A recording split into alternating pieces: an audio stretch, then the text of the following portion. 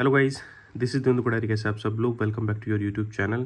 तो जैसा कि आप सब लोगों ने रिक्वेस्ट की थी, मैं काफ़ी टाइम से इनएक्टिव था, काफ़ी मैसेजेस पेंडिंग थे। तो ये पहला वीडियो आईपीएल 2024 के लिए, आरसीबी वर्सेस चेन्नई के मैच के लिए। जैसा कि आप सब लोगों को पता है कि किसी भी टूर्नामेंट में कभी भी आप कोई मैच कैलकुलेशन करते हैं तो उसमें क्राइटेरिया सेट होने चाहिए। 2-3 क्राइटेरिया ऐसे हैं जिनको आपको देखना है और उसके हिसाब से मैचेस को प्ले करना है। सबसे बड़ा क्राइटेरिया जो होता है वो ग्राउंड का है, देन टीम कॉम्बिनेशंस का है, और तीसरा लास्ट ईयर ऐसी क्या कमी रह गई थी जो ऑक्शंस में इस साल टीम ने उसको प्रिवेल करने की कोशिश की है। तो इन तीनों चीज़ों पर लुक आफ्टर करेंगे और देन कॉम्बिनेशन से ही, वीकनेसेस से ही आपको अंदाजा हो जाएगा कि कौन सी टीम पेपर पे स्ट्रांग है। ठीक है, 70% मैच एनालिसिस वहाँ से हो जाएगा, बाकी 30% टॉस, पिच कंडीशंस, इन सब पे भी डिपेंडेंट रहता है। बाकी टूर्नामेंट काफ़ी लंबा है तो अर्ली स्टेजेस में सिर्फ वॉच भी कर सकते हैं स्टार्टिंग के 1-2 मैचेस हर टीम के, तभी आपको पता लगेगा, अंदाज़ा लगेगा कि किस हिसाब से, जिस हिसाब से आप कैलकुलेशंस कर रहे हैं वो फिट बैठ रही है कि नहीं बैठ रही हैं। राइट, अगर फिट बैठती हैं, आपके हिसाब से चीज़ें चलती हैं, देन आप उसके बाद फिर कंटिन्यूसली प्ले कर सकते हो। स्टार्टिंग के कुछ मैचेस के अंदर आप थोड़ा सा स्लो चल सकते हो। ये मेरा जेन्युइन एडवाइस हर बार हर साल रहता है और इस साल के लिए भी वो एडवाइस रहेगा। अगर हम बात करें किसी भी मैच की, उसकी विनिंग कॉम्बिनेशंस की, तो सबसे बड़ा जो की फैक्टर होता है वो होता है ग्राउंड।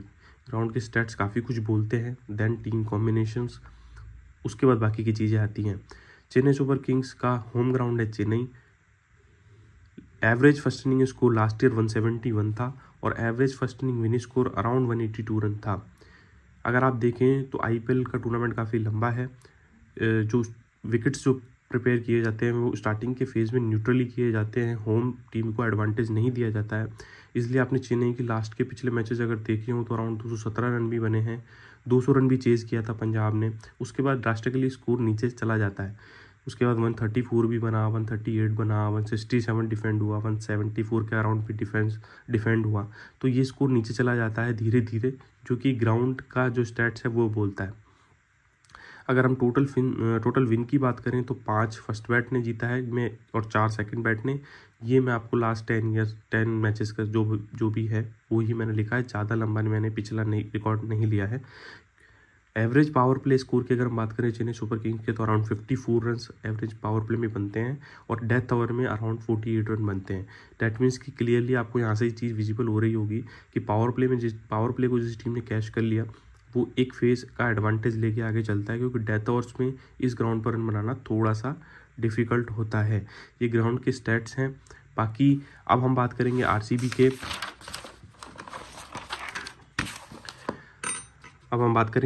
के। टीम कॉम्बिनेशन के बारे में। सबसे ज़्यादा और सबसे इम्पोर्टेंट फैक्टर है ये। इसके अलावा फिर हम सीएसके की बात करेंगे। आरसीबी के टीम कॉम्बिनेशंस की हम बात करें या आरसीबी के हम प्लेइंग 11 की अगर बात करें तो टॉप ऑर्डर में डुप्लेसिस, विराट कोहली और पाटीदार नजर आते हैं। मिडिल ओवर में Maxwell, green and Kartik. Bowling में करण शर्मा, मयंक ठाकर, अल्जारी जोसेफ, आकाशदीप सिराज और इम्पैक्ट सब में रावत, लोमरोर और शुयाज। ये मेरे हिसाब से अकॉर्डिंग टू मी प्लेइंग 11 होनी चाहिए और ये इम्पैक्ट प्लेयर होने चाहिए। जो लास्ट ईयर खेल रहे थे, कोई सिग्निफिकेंट चेंजेस नहीं है टीम में और मोस्टली प्रॉब्ली ये 11 खेलेगी। अगर हम आरसीबी के 2023 के स्टैट्स की बात करें तो एवरेज पावर प्ले स्कोर जो था वो अराउंड 56 रन था, जो कि 3rd रैंक आता है अमंग टॉप 10 टीम। और average wicket lost during power play की बात करें तो सिंगल था, जो कि 2nd रैंक करता है among top 10 team. Wicket taken अगर हम पावर प्ले की बात करें तो लगभग 33 विकेट आरसीबी ने लिए, जो कि फर्स्ट था ऑल ओवर 10 टीम्स में। बॉलिंग इकोनॉमी अगर हम पावर प्ले की बात करें तो लगभग 7.8 थी, जो कि 2nd बेस्ट था। जब आप 3rd rank, 2nd rank, 1st rank, 2nd rank achieve कर रहे हो टॉप 6 चीज़ों के अंदर, फिर भी आप 5वें 6ठे नंबर पर फिनिश कर रहे हो, इसका सबसे बड़ा रीज़न ये था कि लास्ट ईयर डेथ ओवर में जो 15 से 20 ओवर में जो रन बनते हैं उसके अंदर, और बॉलिंग की जो इकोनॉमी थी आरसीबी की डेथ ओवर्स में वो लगभग 11.1 की थी, जो कि 9th और 8th पे रैंक करता है अमंग टॉप 10 टीम। ये मेजर फॉल था, रीज़न था आरसीबी का लास्ट ईयर का। अगर हम एवरेज पावर प्ले स्कोर की बात करें तो अराउंड डुप्लेसिस ने लगभग 730 रन बनाए, विराट कोहली ने लगभग 639 रन बनाए और मैक्सवेल ने लगभग 400 रन बनाए। मतलब 70% रन आरसीबी की टीम के लास्ट ईयर इन 3 प्लेयर्स ने बनाए। इसका ही मेन रीज़न है कि एवरेज पावर प्ले स्कोर जो है अराउंड 56 का था, जो कि 3rd रैंक करता है among top 10 team. Last year की जो परफॉर्मेंस थी आरसीबी की, जो डुप्लेसिस ने किया या विराट कोहली ने किया या मैक्सवेल ने किया, क्या वो इस साल उस चीज़ को रिपीट कर पाएंगे? क्योंकि बॉलिंग के अंदर जो भी चेंजेस इस साल किए हैं उसके अंदर उन्होंने, जैसे डेथ ओवर में हम बॉलिंग इकोनॉमी या डेथ की अगर बात करते थे लगभग 11.1 की है, तो उसको ओवरकम करने के लिए इन्होंने ऑक्शन में पैट कमिंस के पीछे भी गए और अदर्स बॉलर जो भी थे उनके पीछे गए, बट पैसे उतने हाथ में नहीं थे, तो अल्जारी जोसेफ और फर्ग्यूसन को इन्होंने ऑक्शन में बाई किया। अगर अल्जारी जोसेफ की बात करें तो लगभग 8.5-9 की डेथ की इकोनॉमी रेट है, जो कि अच्छी है।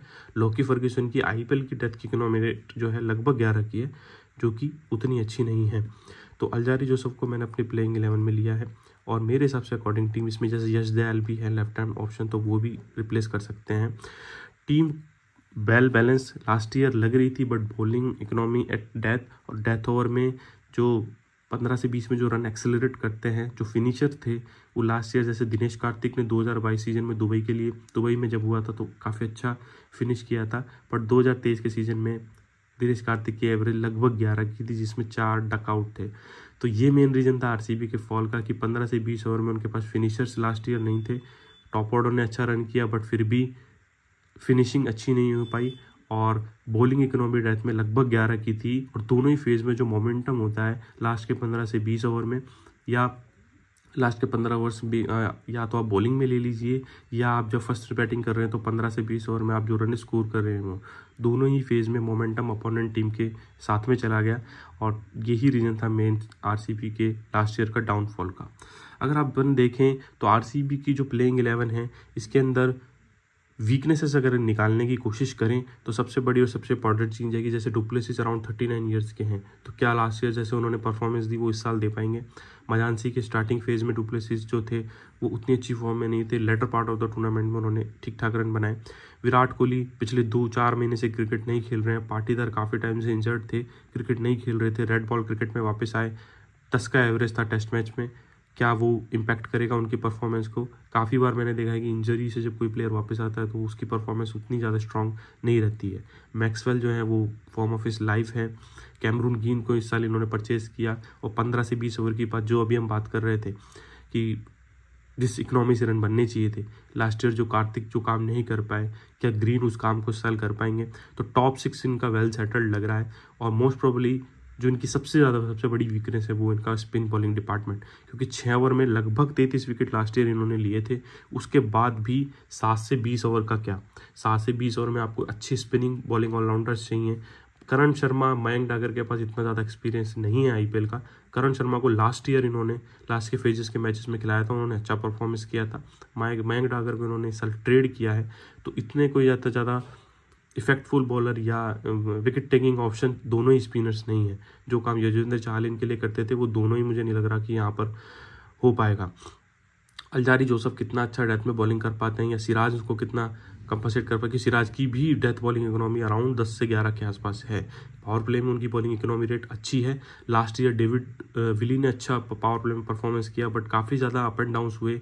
Hazlewood later part of the tournament में आए, अच्छी बॉलिंग नहीं कर पाए। हसरंगा बाद में आए, काफ़ी ज़्यादा चेंजेस हुए, विली को लेकर के आए, विली इंजर्ड हुए, फिर पार्नेल आए, पार्नेल ने सर्कल में अच्छी बॉलिंग की, पावर प्ले में, डेथ में उनकी इकोनॉमी रेट काफ़ी ज़्यादा थी। तो काफ़ी ज़्यादा फ्लक्चुएशंस हुई हैं लास्ट ईयर आरसीबी में, उनको इन्होंने फिलअप करने की कोशिश की है। जो मेन वीकनेसेस आरसीबी की मुझे नज़र आती है वो इनकी स्पिन बॉलिंग डिपार्टमेंट और डेथ में ये कितना अच्छा कर पाते हैं। देखो चिन्नास्वामी स्टेडियम है जो बेंगलोर का, वो हाई स्कोर के लिए जाना जाता है, तो वहाँ बॉलर्स की इतनी गलती होती भी नहीं है, बट मार्केट लोड, काफ़ी सारी इम्पैक्टफुल चीज़ें हैं जो उस टाइम वर्क करती हैं। आप हर मैच में 180 170 के रन चेज नहीं कर सकते हैं, 190 चेज नहीं कर सकते हैं, क्योंकि मार्केट लोड भी एक अपना फ़र्क वहाँ पर दिखाता है। तो ये था आरसीबी का। अब हम चेन्नई की बात करते हैं।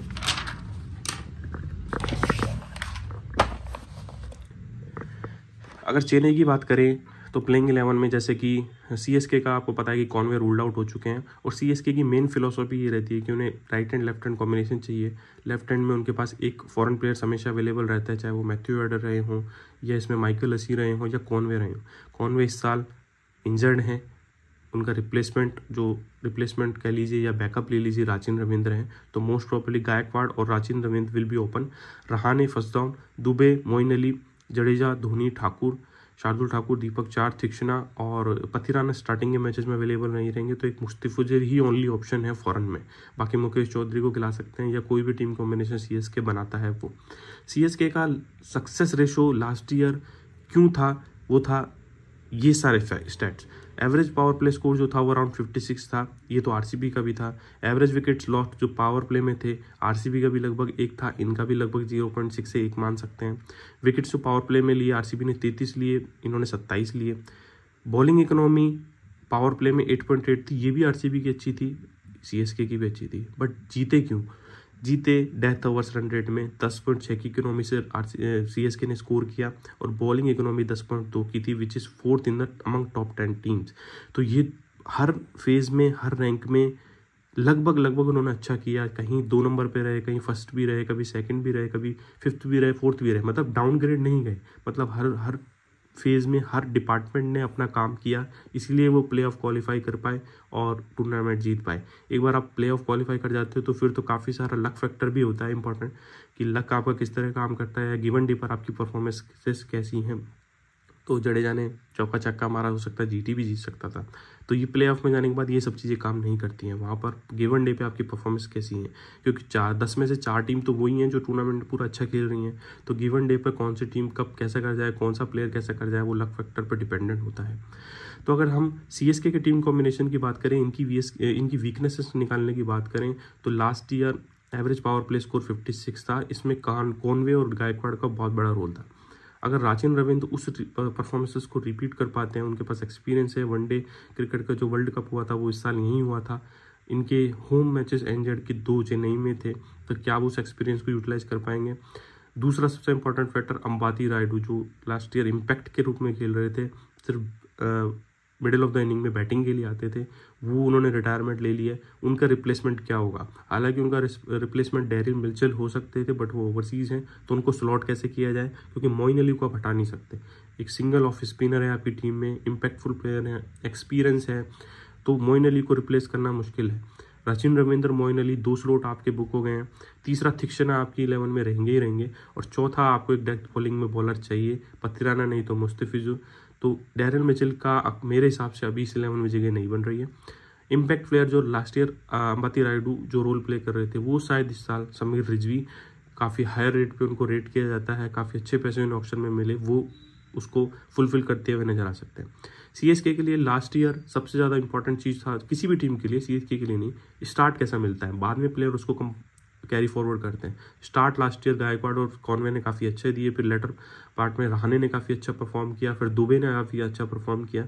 तो यही चीज़ है कि एवरेज पावर प्ले स्कोर जो 56 था, वो क्या इस साल ये उसको रिटेन कर पाएंगे, क्या राचिन रविंद्र उस तरह की परफॉर्मेंसेस दे पाएंगे, ये एक देखने वाली चीज़ होगी। रहाणे का इस साल का फॉर्म, विजय जारे, सैयद मुश्ताक या इसमें उतना ज़्यादा अच्छा नहीं रहा है। पिछले बार की आईपीएल परफॉर्मेंस की वजह से वो टेस्ट टीम में भी आए थे, तो क्या वो फॉर्म जो खराब है उसको कैरी फॉरवर्ड कर पाएंगे, किस तरह की फॉर्म होंगी, ये देखने लायक होगा। 1 या 2 मैचेस में अंदाजा हो जाएगा। शिवम दुबे, मोइन अली, जडेजा, धोनी, ये आपका कोर मिडिल ऑर्डर है। धोनी, अब जैसे आप सबको पता है कि साल में 1 बार खेलते हैं, मोइन अली, जडेजा और दुबे, ये 3 ऐसे कोर मिडिल प्लेयर हैं जिन्होंने लास्ट ईयर अच्छा किया है। तो सीएसके का भी काफ़ी जो चीज़ें थी उतनी ज़्यादा चेंजेस नहीं हुई, लास्ट ईयर वाली ही स्क्वाड है। डिपेंड करता है कि परफॉर्मेंसेस इस साल कैसी निकल करके आती हैं। हैविली डिपेंडेंट रहेंगे राचिन रविंद्र की परफॉर्मेंस का, क्योंकि average power play score home grounds में एक चेन्नई सुपर किंग ऐसी टीम है जिनका होम का जो विनिंग परसेंटेज है वो काफ़ी अच्छा है, क्योंकि जो सिचुएशंस हैं, जो पिच कंडीशंस है, उसको काफ़ी अच्छा यूटिलाइज करते हैं, उसी के हिसाब से ही ऑप्शन में प्लेयर्स को बाई करते हैं। तो राचिन रविंद्र किस तरह से इसको एवरेज पावर प्ले का जो स्कोर उसको मेंटेन कर पाते हैं, किस तरह से इनकी परफॉर्मेंस रहती है, इस पर सीएसके काफ़ी ज़्यादा डिपेंडेंट रहेगा। शार्दुल ठाकुर आ गए, दीपक चार पिछले सारे मैच नहीं खेल रहे थे, वो शायद फिट हैं, वो खेलें। Shardul Thakur death over, middle overs में विकेट निकाल के देंगे। तीक्ष्णा पावर प्ले में बॉलिंग कर लेते हैं। जडेजा, मोइन अली, शिवम दुबे इवन, तो काफ़ी सारे बॉलिंग ऑप्शंस भी सीएसके के पास अवेलेबल है। कंसर्न जो है वो यही है कि क्या अंबाती रायडू जो रोल कर पा रहे थे वो समीर रिजवी कर पाएंगे, क्या कॉनवे ने जो लास्ट ईयर रन स्कोर किए सीएसके के लिए वो राचिन रविंद्र उस परफॉर्मेंस को रिपीट कर पाएंगे। ये 2 चीज़ हैं जो सीएसके को लुक आफ्टर करनी होंगे। अब अगर आपने आरसीबी और सीएसके की टीम कॉम्बिनेशंस और पिछली बार के जो स्टैट्स हैं उनके पर अपन जब कैलकुलेशन करने बैठते हैं, तो सीएसके की टीम में वीकनेसेस उतनी ज़्यादा नहीं है जितनी आरसीबी की में है, ठीक है। स्पिन बॉलिंग ऑलराउंडर्स उनके पास अच्छे नहीं है, विकेट टेकिंग नहीं है, थ्रेटनिंग नहीं है, डेथ ओवर्स में उनकी इकोनॉमी हायर साइड रहती है। पावर प्ले में इस बार किस तरह का परफॉर्म कर पाएंगे, क्योंकि लास्ट ईयर तो मिक्स था, उसमें विली ने भी काफ़ी विकेट लिए, उसमें पार्नेल में भी काफ़ी विकेट लिए, तो क्या वो उस परफॉर्मेंस को रिपीट कर पाएंगे। तो इफ एंड बट काफ़ी सारा है। बाकी मेरे हिसाब से इसमें पेपर पे सीएसके टीम स्ट्रांग नज़र आ रही है। बाकी टॉस के बाद अगर कोई भी चीज़ इसके अंदर मुझे लगती है कि कहीं भी आरसीबी का बनता है जीतना, कि आरसीबी जीत सकती है, क्योंकि देखो स्टार्टिंग के कुछ मैचेस में कुछ भी प्रेडिक्ट करना गलत होगा। पेपर पर सीएसके टीम स्ट्रांग लग रही है। बाकी आरसीबी के क्या विनिंग चांसेस बनते हैं टॉस के बाद, अगर मुझे लगा कि मैं कोई पर्सनल एंट्री कर रहा हूँ तो मैं वो आपको टेलीग्राम पर कराऊंगा ही। अभी स्टार्टिंग के मैचेस में 1-2 मैचेस में थोड़ी कैलकुलेशन अभी जो हम कर रहे हैं वो पिछले साल के स्टेट्स की बात कर रहे हैं, इस साल क्या वो रिपीट हो पाते हैं। इफ एंड बट तो जैसे मैंने आपको वीडियो शुरू हुआ तो आपको बताया था, तो सीएसके पेपर पे स्ट्रांग लग रही है, विनिंग भी सीएसके की ज़्यादा स्ट्रांग लग रही है। सारे की पॉइंट्स भी मैंने आपको बताया कि क्यों, तो इसको अपन को देखना है। टॉस के बाद अगर कोई एंट्री होगी तो मैं टेलीग्राम पे कराऊंगा। वीडियो आपको अच्छी लगती है तो उस चैनल को सब्सक्राइब कर लीजिएगा, बेल आइकन दबा दीजिएगा ताकि नोटिफिकेशन आपको मिल जाए, और टेलीग्राम का लिंक आपको डिस्क्रिप्शन बॉक्स में मिल जाएगा इस वीडियो के, वहाँ से आप टेलीग्राम हमारा ज्वाइन कर सकते हैं। टॉस के बाद कोई भी अपडेट होगी, कोई भी मैं एंट्री कराऊंगा तो वो आपको डेफिनेटली मिलेगी। नेक्स्ट वीडियो आपको टाइम से मिल जाए, इसके लिए सब्सक्राइब जरूर कर लीजिएगा, बेल आइकन